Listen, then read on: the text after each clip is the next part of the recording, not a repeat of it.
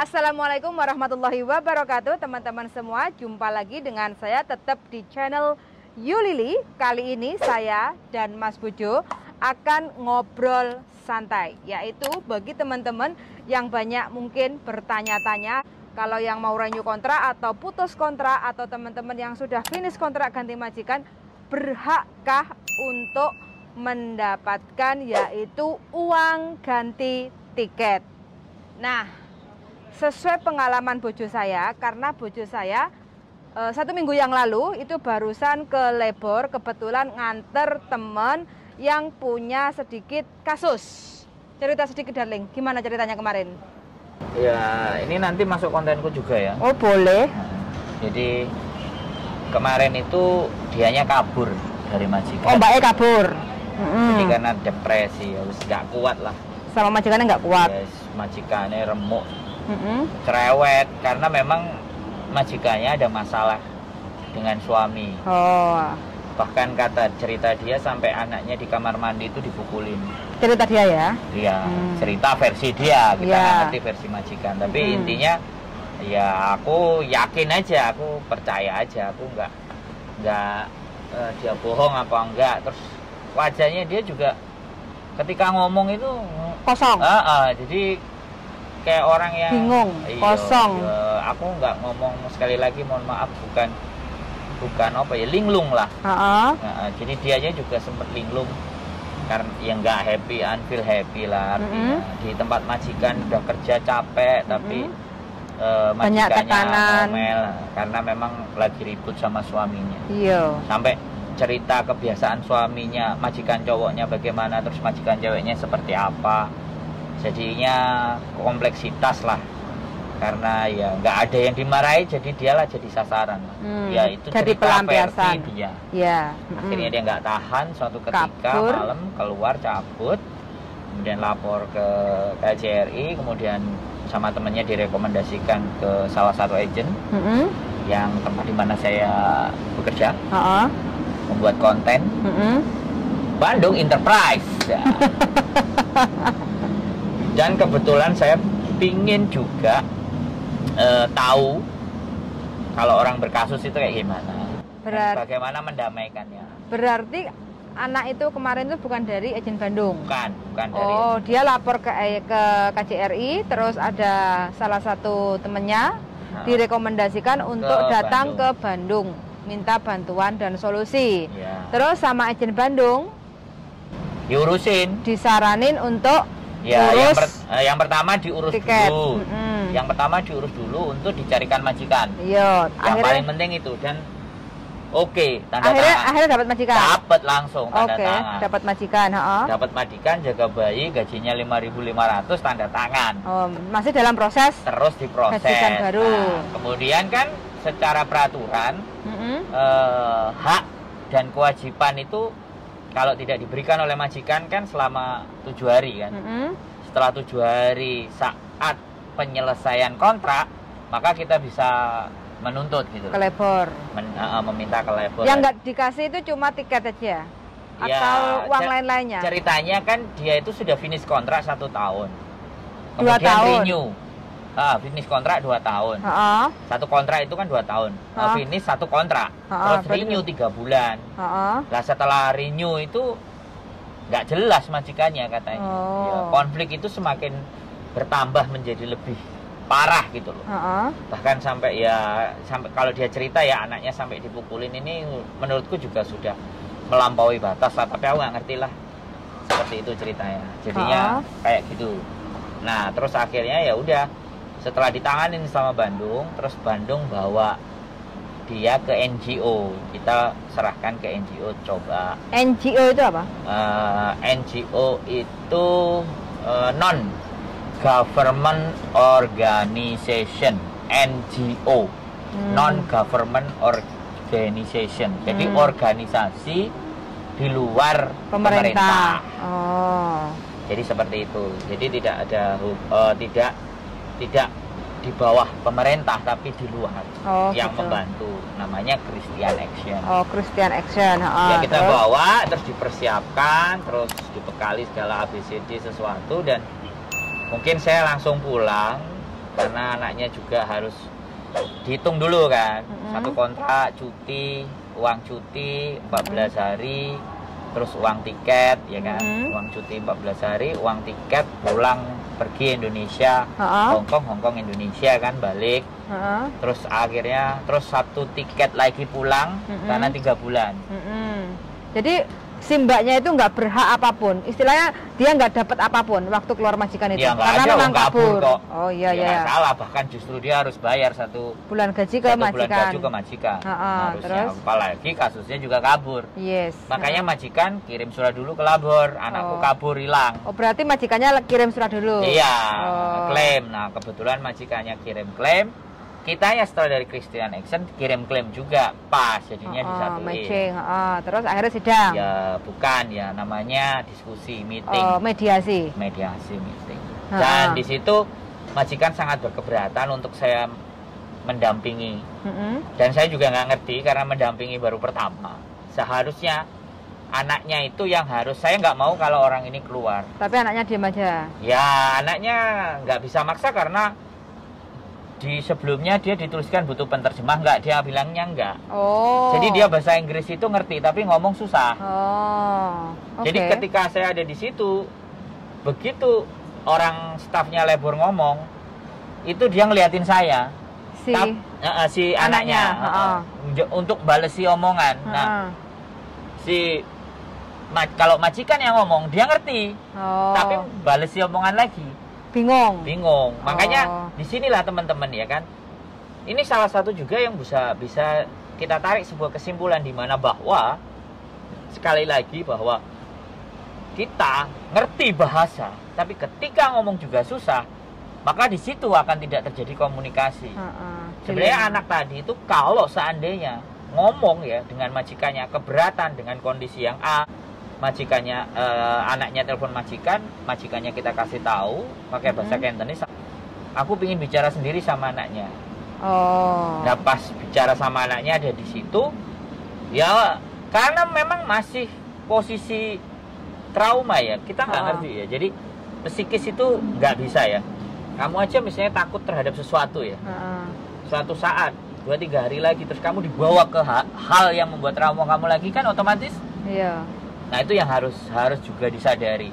Banyak agent yang nggak mau tahu di situ gitu. Ya aku nggak generalisasi ya, tetapi teman-teman banyak keluhan itu karena ketidakpahaman atau ketidakstabilan psikologis. Gitu. Jadi seperti itu. Akhirnya ya udah terus nemenin aku di luar, ternyata hasilnya dia dikasih cek, nggak bisa ambil kalau nggak ada majikan baru, tapi dia tahu kalau pada diskusi itu dia nggak mau pulang, tapi majikannya tetap nggak mau ganti duit, uang tiket, nggak mau dibelikan tiket, tetap dibelikan tiket. Makanya kita nanti akan coba bawa tuh tiket sampai ke bandara. Tanggal berapa tiket yang dibelikan majikan? Kelihatannya 28 nggak? Kalau 28. Ada draft. Berarti intinya yang tidak dikasih cuma uang tiket, lain dan sebagainya hak dia dikasih semua. Kan memang haknya bukan uang tiket itu. Tiket. Yang nggak dikasih hanya tiket. Tapi bukan sebenarnya dikasih. uangnya di satu kontrak kan ada 14 hari itu. Itu kan bisa diuangkan. Nah, terus kemudian kalau itu bisa diuangkan sama gajinya dia yang bulan terakhir kan.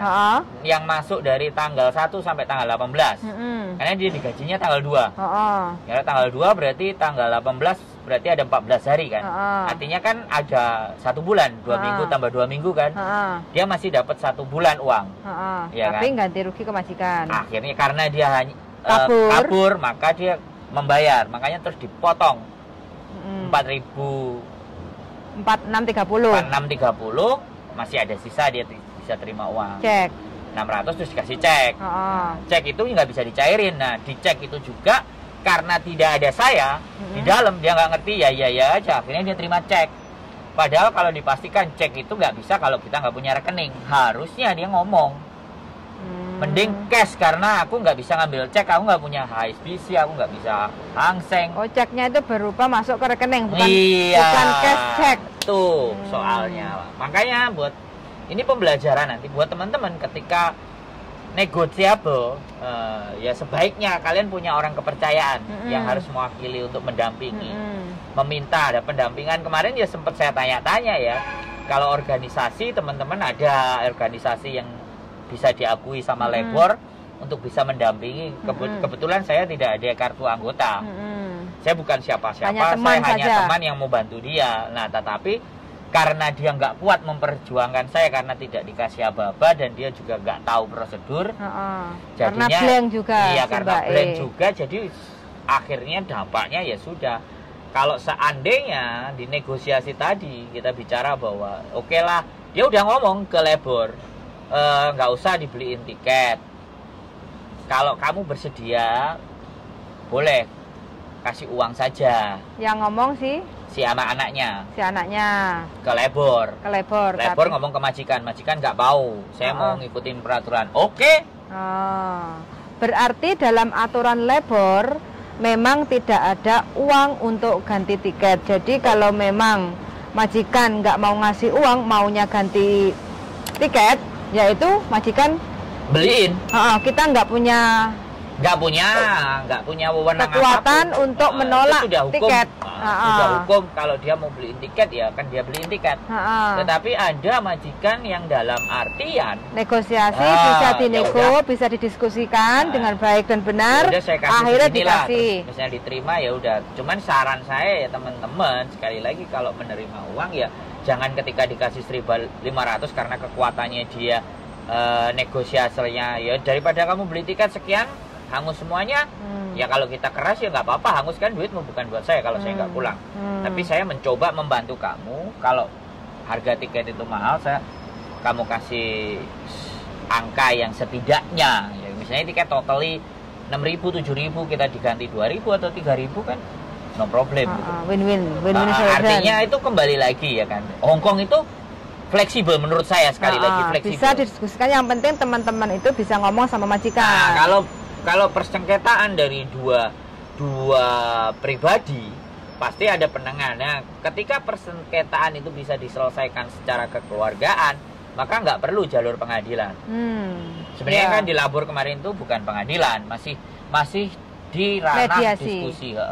Tetapi soalnya mbaknya kabur, jadi kan kesannya kan istilahnya kan tapi ya marah sama marah. Tetapi sekali lagi buat saya, aku berpikir kalau ataupun dia kabur, ya kita punya reason gitu.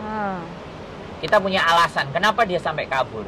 Nah, yang saya benar-benar ingin tekankan bahwasannya kalau kalian depresi mental, depresi secara psikis karena di dalam rumah majikan ya, dia mau telepon siapa, dia mau keluar dari keadaan, tapi kebentur dengan peraturan yang ABCD, otomatis kan harus memberanikan diri untuk ngomong kan.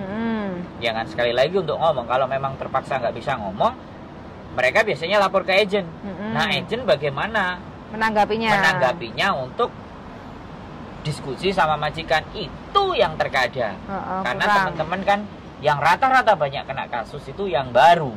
1 kontrak, 1 kontrak setengah, 2 kontrak. Jadi biasanya kayak itu. Kalau sudah sampai 3, 4, 5 kontrak mah dimakan habis majikannya, bisa selesai. Itu pengalaman ya, sekali lagi. Jadi nggak salah juga. Makanya butuh di mana teman-teman itu bisa percaya siapa yang bisa dan mampu memberikan informasi, memberikan arahan. Intinya kalau teman-teman punya masalah, entah itu di dalam rumah majikan atau masalah pribadi, yang penting banyak diskusi dengan orang yang tepat supaya kita itu tidak istilahnya blank. Kalau blank, depresi, susah, tambah lebih bahaya lagi. Iya. Makanya kasus-kasus bunuh diri, kasus-kasus kabur, itu kan lantaran tidak ada pendampingan atau tidak ada bagian dari ini. Makanya banyak, kalau kita bicara agak keren, stakeholder ya, stakeholder itu wilayah-wilayah atau tempat-tempat atau organisasi-organisasi atau departemen-departemen, namanya stakeholder bahasa kerennya. Jadi variabel dari stakeholder ini yang harus berkeselaras gitu. Kayak agent, KJRI, terus NGO, semuanya. Jadi jangan kok lantaran orang nggak ngerti itu terus tambah dijadikan alat, dimanfaatkan. Berarti ini kan kamu kemarin dapat buku ini, darling, dari Lebor. Enggak dapat. Dikasih? Kamu suruh aku minta. Oh minta. ya, aku minta. Oke. Terus intinya yang kamu dapat dari Lebor kemarin, sesuai pengalaman Mbak Eku, berarti sesuai aturan Lebor, majikan itu bisa, boleh, tidak berhak untuk ngasih uang, tiket. Gitu ya? Memang aturannya membelikan tiket, bukan memberi uang. Enggak, takutnya gini, biasanya itu kan banyak juga teman-teman yang grundel. Aku loh, metu ke majikan, orang jaluk minta uang tiket lo nggak dikasih, padahal aku nggak pulang. Nah ya, itu salah. Iya kan? Itu salah. Masa majikan dengan keadaan seperti ini ngasih aku tiket, kayak gitu kan? Nah, jadi intinya itu persepsi yang salah. Makanya kan di video saya kali ini, supaya kalau keluar majikan itu baik-baik, supaya negosiasi untuk meminta uang ganti tiket itu bisa cair. Jadi kalau kita istilahnya atos, majikannya atos, ya podo-podo benjute kayak gitu, kita minta uang tiket padahal kita mau ganti majikan, tapi majikan juga bersih kekeh nggak mau ngasih uang tiket, maunya tak kasih tiket, itu juga majikan nggak salah. Nggak salah ya, yang paling kan? Benar malah yang paling aturannya beliin tiket pulang itu paling benar. Itu sesuai aturan yang tertulis memang itu. Jadi nggak ada belikan istilahnya uang ganti tiket itu di dalam undang-undang Lebor itu nggak ada. Jadi teman-teman yang penting ini kelihatannya. Ya, jadi teman-teman kalau punya istilahnya diskusi sama majikan yang baik-baik saja. Mudah-mudahan kalau teman-teman minta ganti untuk uang tiket karena nggak pulang ke Indonesia, pokoknya dengan gaya bahasa sebaik mungkin supaya majikan bisa ngasih uang. Entah dikasih 1.000, entah 1.500, entah 2.000, 2.500, yang pokoknya mintanya jangan terlalu tinggi sesuai dengan harga tiket yang sekarang. Kalau kita memang minta uang ganti tiket, mau dikasih uang satu jalan 2.000 itu loh, kalau saya pribadi terima kasih banyak. Iya, nggak usah minta banding-bandingin harga sekarang tiket itu loh 4.000, 5.000, nggak usah begitu wes, karena aturannya kalau majikan Hongkong itu sebenarnya berhak untuk ngasih tiket, bukan berhak atau memperbolehkan ngasih uang ganti tiket, itu hanya negosiasi aja kayak gitu. Jadi antara kita dan majikan. Jadi kalau majikan nggak mau ngasih uang tiket tapi masih ngasihnya tiket, ya nggak apa-apa, itu pilihan majikan dan majikan benar, dan kita nggak bisa berhak untuk nggak bisa menuntut ya, nggak bisa menuntut majikan untuk ngasih uang tiket karena kita nggak pulang, itu kayak gitu ya, Daling ya. Jadi gini, kalau kasusnya break, kalau kasusnya break, breaklah dengan baik dan benar. Yes. Itu kalau kasusnya break ya. Tapi rata-rata teman-teman itu kalau udah break ya udah benci lah, udah don't care lah kalau break. Menurut saya sih, kalau kalian breaklah dengan baik dan benar. Tapi kalau renew, ya itu kemungkinan cair masih sangat besar. Itu 99% pasti cair jadi duit itu. Cair jadi duit. Tapi kalau break ini mesti harus ada strateginya, harus ada tekniknya. Jangan membabi buta. Dan karena membenci, karena kebencian yang terlalu berlebihan, bahaya dampaknya nanti. Yes. Jadi bukan hanya persoalan di uang tiket, turunnya visa berikutnya itu juga pengaruh.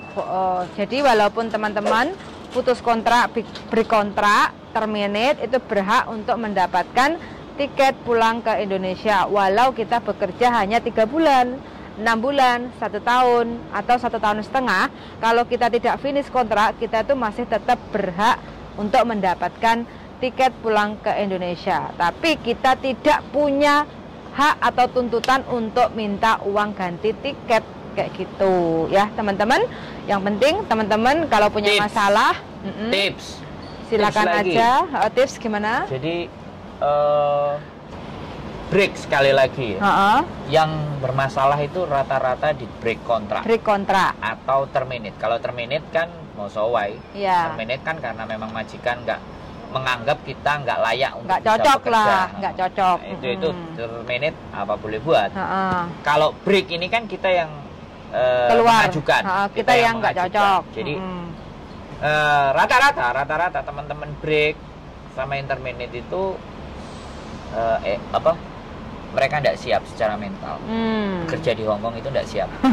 Iya kan? Tahu sendiri orang Hong Kong kalau ngomong wah kenceng. Habis kenceng. Ngomong otakmu itu. Nah, kalau marah itu kekuatannya memang di memaki ya. Iya, bukan turun tangan tapi memaki. Iya. Jadi kalau memaki itu menyakiti hati. Iya. Kalau telinga kita tidak kita tutup. Yang sakit itu bukan telinga tapi hati. Nah, memang itu adalah hal yang paling bisa mereka lakukan. Jadi mengolok-olok itu nggak ada undang-undang yang memenjarakan atau membuat tidak nyaman itu nggak ada kecuali sampai kita teriak-teriak tetangga sebelah aja udah nggak ada urusan. Iya. Nah, bahkan di ruang publik aja dia maki-maki, nunjuk-nunjuk mukanya orang itu nggak ada masalah. Orang lain malah justru kena kalau ikut-ikut karena ikuti campuran. Jadi kekuatannya itu memang memaki, menghina. Kalau kalian dari Indonesia tidak diajari dengan dihina, dihina, dijatuhkan, dilecehkan. Kalau dilecehkan secara seksual lah itu duit. Itu kasus jadi duit. Tapi kalau kita dimaki, dihina, terus ya diteriak-teriakin kadang enggak. Kan orang kita nggak biasa dengan begitu kan. Jatuhnya ya sudah selesai. Pasti lambat, pelan atau lambat break itu terjadi. Nggak akan selesai di satu kontrak. Tapi kalau dia udah terbiasa dengan makian, terbiasa dengan ngomong keras di telinganya, saya yakin dan pastikan satu kontrak itu bukan persoalan. Itu tips ya sekali lagi. Jadi tidak ada pelajaran mental waktu di PT dulu. Tapi kelihatannya ada kalau zaman dulu. Marah-marah gurunya ya. Ada, munggah mudun. Ambil sendok salah. Goblok kamu ini nggak punya otak apa. Sendok itu yang kuning bukan yang seperti ini. Nah, kayak gitu kan. Iya, makanya yang lama-lama tahes. Kalau yang baru-baru karena gurunya udah membegitukan. Kalau di PT yang baru sudah nggak ada begitu lagi. Begitu lagi kabur lah. Mengundurkan diri areke. Begitu digitukan di PT nggak jadi proses terbang. Padahal di sini lebih sakit lagi rasanya. Itu nanti kita bahas di edisi berikutnya. Oke, terima kasih banyak ya untuk teman-teman yang sudah setia menonton di channel YouTube saya. Semoga majikannya semua baik-baik, rezekinya lancar, gajinya mundak kabeh, terus bisa pulang kirim uang ke Indonesia, yang jelas bisa membahagiakan keluarga dan semua orang di sekitar kita. Terima kasih and see you the next video. Bye bye. Wassalamualaikum warahmatullahi wabarakatuh. Bye bye.